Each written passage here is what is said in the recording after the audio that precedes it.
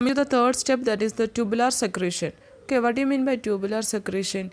The tubular secretion is a transfer of materials from the peritubular capillaries to the renal tubule lumen.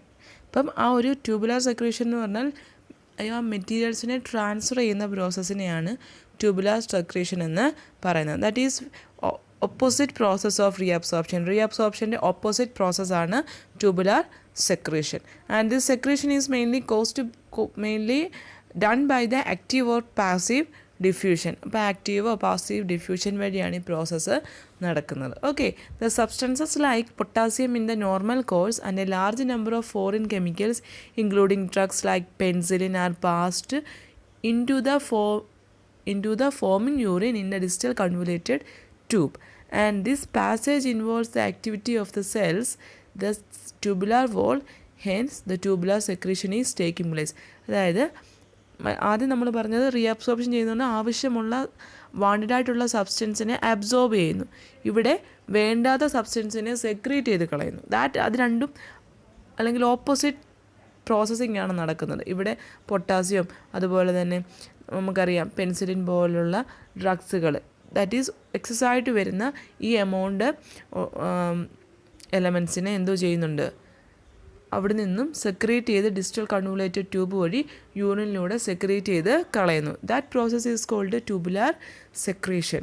Okay, and the filtrate left after reabsorption and tubular secretion, that is called urine. അപ്പം filtrate പിന്നെന്തോ ചെയ്യുന്നു, റീഅബ്സോർപ്ഷനും tubular സെക്രീഷനും കഴിഞ്ഞ് ബാക്കി വരുന്നതിനെയാണ് നമ്മൾ എന്ത് പറയുന്നത്, urine എന്ന് പറയുന്നത്. ഓക്കെ, നെക്സ്റ്റ് വൺ നിങ്ങൾക്കൊരു ടേബിൾ അവിടെ കാണിച്ചിട്ടുണ്ട്. That is the steps in the urine formation. അതൊരു ടേബിളായിട്ട് ഇവിടെ തന്നിട്ടുണ്ട്. അപ്പോൾ ഫസ്റ്റ് സ്റ്റെപ്പ് അതിനകത്ത് ഗ്ലോമറുലസ്, അതിൻ്റെ ആക്ടിവിറ്റി എന്താണ്, part of the renal tubule. That first one that is glomerulus activity ultra filtration.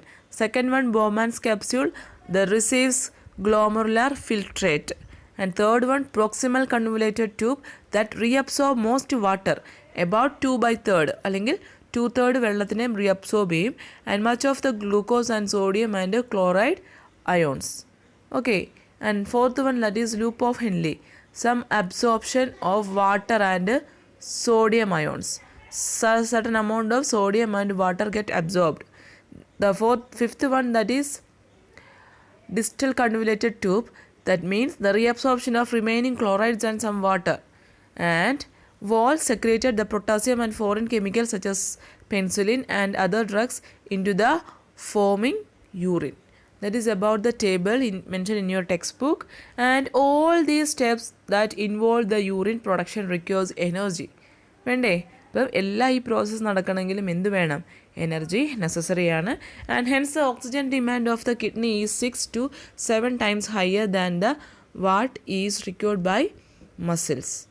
Okay, next one, the last one, that is the urine excretion. എങ്ങനെയാണ് urine excrete ചെയ്യുന്നത്? The final urine passes into the collecting duct to the pelvis. ഇപ്പോൾ collecting ഡക്റ്റിൽ collect ചെയ്തിരിക്കുന്ന യൂറിനെ വീണ്ടും അതെങ്ങോട്ട് convert ചെയ്ത് വിടും, പെൽവിസിലേക്ക് വിടും.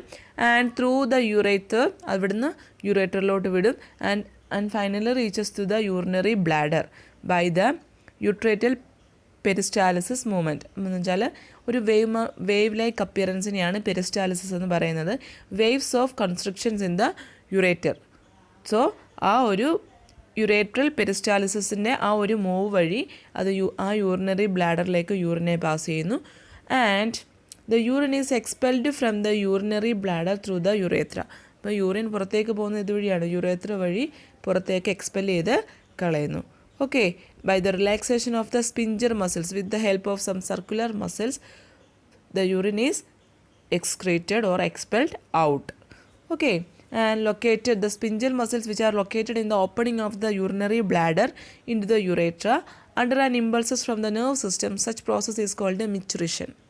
Okay, അപ്പം ആ സർക്കുലർ മസിൽസിൻ്റെ ഹെൽപ്പോട് കൂടി യൂറിനറി ബ്ലാഡർ എന്തോ ചെയ്യുന്നു, അത് കൺട്രാക്ട് ചെയ്യുകയും റിലാക്സ് ചെയ്യുകയും ചെയ്യുന്നു.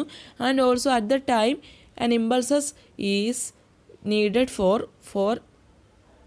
Four the process. എന്തിനു വേണ്ടിയാണ്? ആ മെസ്സേജിനെ കൺവേ ചെയ്യാൻ വേണ്ടി ഇമ്പൾസസ് ഫോം ചെയ്യുന്നുണ്ട്. That process is called maturation. Okay, that is about the urine for production.